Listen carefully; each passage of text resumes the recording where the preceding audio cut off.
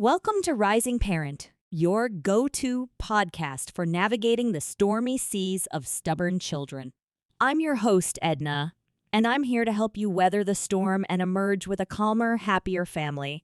But first, please subscribe to our podcast. It helps us to provide valuable content that will support you on your parenting journey. In this episode, Tim and I will be diving deep into the world of stubborn children and exploring effective strategies to manage them. From ignoring to expressing, we'll cover it all.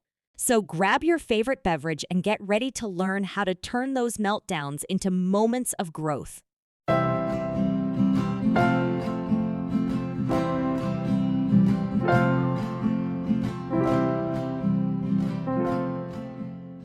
All right, parents, let's be real for a sec. Who else has felt like they're facing off with a tiny dictator in their own home? You ask your kid to put on their shoes, and it's like World War III. Oh, absolutely. You're definitely not alone there. It's like the smaller they are, the bigger those power struggles can feel, right? Like they know exactly which buttons to push. Mm. So today, we are diving deep into setting limits with strong-willed kiddos. How do we go from endless battles to, a little more peace in our homes? And we got a ton of interesting research for this deep dive. It's actually fascinating. It's not just about laying down the law. It's really about understanding why these little humans are wired the way they are and how we can kind of guide them towards making, better choices for everyone involved, really. Yeah, and one of the things that really stood out to me in all the research we looked at was the importance of consistency, real, true consistency.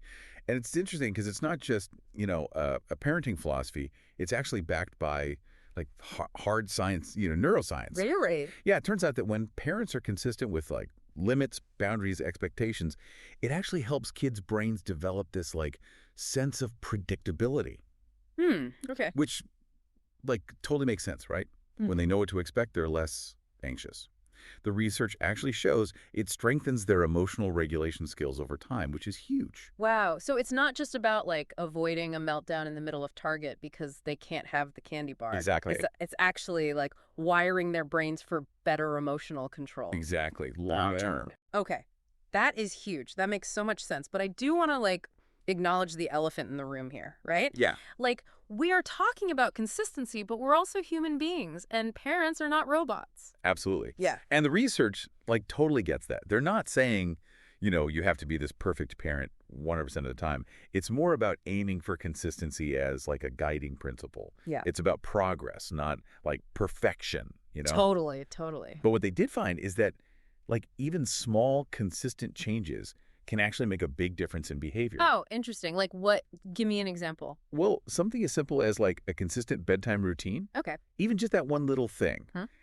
Having that predictability every night. Yeah. It can lead to improvements in behavior overall. Yeah. Right. Which makes sense. It's like building trust, right? Exactly. If they know what to expect, Yeah. they feel safer, they feel more secure. Yeah. It's we're all about predictability. Adults, kids. Totally. We thrive on it. And speaking of expectations, one of the things that I saw over and over again in the research was about clarity. And I think this is such a good point because we assume, our kids come programmed with what we think is, Right. acceptable, quote unquote. Right. Be good. What does be good even mean, right? Exactly. Yeah. To a 5-year-old, be good means something totally different Exactly. than it does to us. Right. So it's really about saying, use your inside voice, or we walk inside. Yeah. Being so specific. Yes, exactly. And using age-appropriate language. Age appropriate is key. Yes. And this might sound a little crazy, but I saw this in one of the research articles actually involving kids in the rule-setting process. You know what? It sounds crazy, but it actually makes a lot of sense. It does. Because when you think about it, as adults, we don't love it when rules are just, sprung on us. Right. No, exactly. So why do we expect kids to be okay with it, right? Exactly. And when kids feel like they've had a say, even if it's a little say, Right. they're way more likely to cooperate. Now, obviously, we're not saying, hey, you set your own bedtime. Right. Exactly. We're still the parents here. We are still the parents. But giving them, some limited choices within boundaries. Okay, what are some examples of this? So instead of saying, what do you want for a snack? Which opens up this whole can of worms. You can say, do you want carrots or apple slices for your snack? Oh, I love that. Right. You give them a choice. Yes. but you are still the one kind of like driving the bus. Yes. I love that. Or even like, hey, how about we come up with a consequence together for what happens when you don't, put your toys away? Oh, that is so good. It gets them thinking. It gets them involved. Yes. And then they feel some ownership over the whole thing. Yes. Which is so important. And then they're not just like rebelling for the sake of rebelling because it's like, well, I helped decide this. So now I'm bought into this. Exactly. And speaking of encouraging those positive choices. Yeah. Positive reinforcement, positive reinforcement, positive reinforcement. That's so important. So obvious, right? But how often are we actually like really doing it? Yes. And I think it's so easy as parents to get caught in that cycle of constantly correcting, like we're just like pointing out everything they're doing wrong. Yes. It's like we're programmed to zero in on the negative. Yes.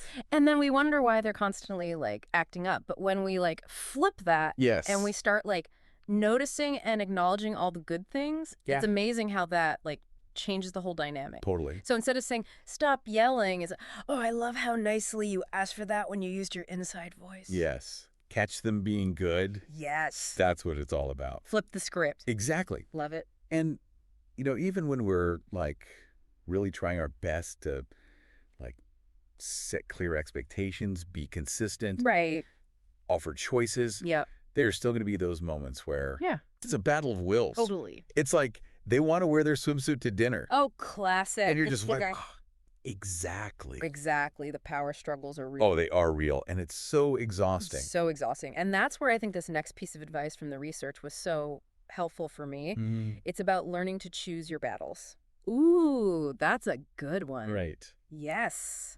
Because we can't fight them on everything. We can't. We'll lose our minds. And they gave this really helpful analogy of a garden. Okay, I love a good analogy. Tell me more. So, when you're gardening, you don't need to like pluck every single weed or like obsess over every imperfection. Right. You focus on cultivating the things that really matter for growth. Okay, I love that. So it's about figuring out, okay, what are my non-negotiables? Right. And what are the things that, maybe I can let slide? Okay, so maybe table manners are a hill to die on, Right. but like letting them wear mismatched socks Exactly. or like the superhero costume to the grocery store, maybe not. Exactly. And one of the sources actually suggested asking yourself, like, will this matter in 5 years? Oh, I love that. If the answer is no, Let it go. let it go. Obviously, safety is always a non-negotiable. Of course. Safety first. But that Spider-Man costume at the grocery store, It's fine. maybe not worth the fight. Yes. I love that. Choose your battles. It's going to save our sanity. It really will. Now, one more thing before we kind of wrap things up here. Let's talk timeouts because honestly, I feel like timeouts have gotten like a bad rap lately. Yeah, they're definitely a bit controversial these days. Right. But the way that one of the research articles framed timeouts really shifted my perspective on them. Okay, tell me. So instead of viewing timeouts as a punishment, Right. they were talking about it as a break. And not just a break for the child, Right. a break for everybody. Okay, I like this already. Right. Yeah. It's like a chance for everyone to kind of reset and regulate their emotions. Yeah. Like, think about it. We do it as adults. All right. the time. Right. We need a timeout. Exactly. We need a minute to cool down. We need to go for a walk around the block. Right. Exactly. So why can't we give our kids that same opportunity? Exactly. It's not about like isolating them or making them feel bad. It's about, okay, let's just take a minute. Yeah. It's like hitting pause on a heated argument. Exactly. Yeah. And while they're in that timeout, while they're having that break, that's a good opportunity for us to also try and like regulate our own emotions. Right, because usually we're losing it just as much as they are in that moment. Exactly. We're all dysregulated. So we can take that minute, take some deep breaths. Mhm. And then one of the things that they stress too is while they're in that timeout, it's really important to validate their feelings, Okay. even if we're not giving in to the demand. Oh, that's such a good point because I think instinctively we just want to be like, you're fine, stop crying, it's just a cookie. Exactly. But when you actually say, hey, I know you're really sad right now that you can't have that cookie and it's okay to be sad, but we've already had our treat for today. Yes. Like you acknowledge Yeah. the feeling.